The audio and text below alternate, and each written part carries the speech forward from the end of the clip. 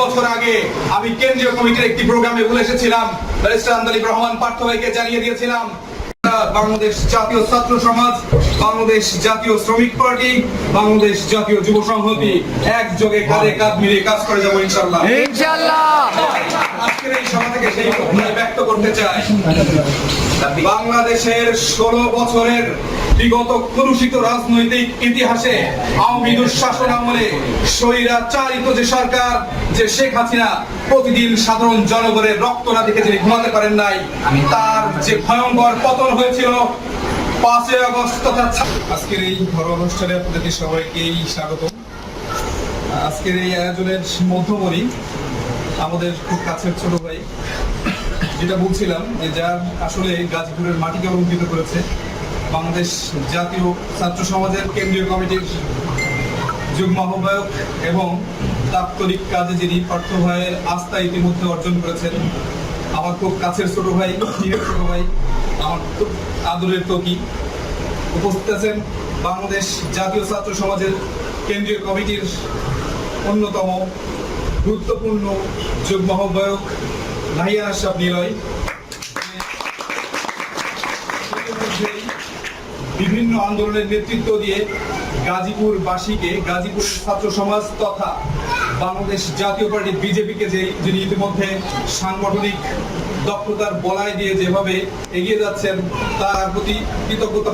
আজকের এই সভায় উপস্থিত আছেন বাংলাদেশ আহ্বায়ক আমাদের কাদের ভাই, অত্যন্ত কাছের বড় ভাই। এই সভায় উপস্থিত আছেন বাংলাদেশ জাতীয় যুব সংহতির গাজীপুর জেলার সম্মানিত আহ্বায়ক জনাব হারুন রশিদ ভাই। উপস্থিত আছেন বাংলাদেশ জাতীয় যুব সংহতির মহানগরের আহ্বায়ক জনাব সোহেল রানা ভাই। এছাড়া উপস্থিত আমার সামনে তরুণ প্রজন্মের কর্ণধারগণ, সকলের প্রতি রইল আমার আন্তরিক সালাম। আজকে এই বড় অনুষ্ঠান থেকে আমরা একটা মেসেজ দিতে চাই, পার্থ ভাইকে একটি কথা জানিয়ে দিতে চাই, যা ইতিমধ্যে ভিডিও কলে আমরা সেটা সক্ষম হয়েছি ইনশাআল্লাহ। গাজীপুরবাসীকে আগামী দিন এই ছাত্র সমাজ গাজীপুর থেকে বাংলাদেশ জাতীয় পার্টি বিজেপিকে এমন ভাবে নেতৃত্ব দিবে যা স্বর্ণের অক্ষরে লেখা থাকবে ইনশাআল্লাহ। গাজীপুরের রাজনৈতিক এবং অতীত ইতিহাস ছিল অত্যন্ত প্রখর, যা বলা বাহুল্য। আমরা আগামী দিন এই গাজীপুর থেকে বাংলাদেশ জাতীয় পার্টি বিজেপিকে নতুন করে তরুণদের হাত ধরে নেতৃত্ব দিয়ে পার্থ ভাইয়ের রাজনৈতিক হাতকে আরো শক্তিশালী করার লক্ষ্যে বাংলাদেশ জাতীয় ছাত্র সমাজ, বাংলাদেশ জাতীয় শ্রমিক পার্টি, বাংলাদেশ জাতীয় যুব সংহতি একযোগে কাঁধে কাঁধ মিলিয়ে কাজ করে যাবো ইনশাআল্লাহ।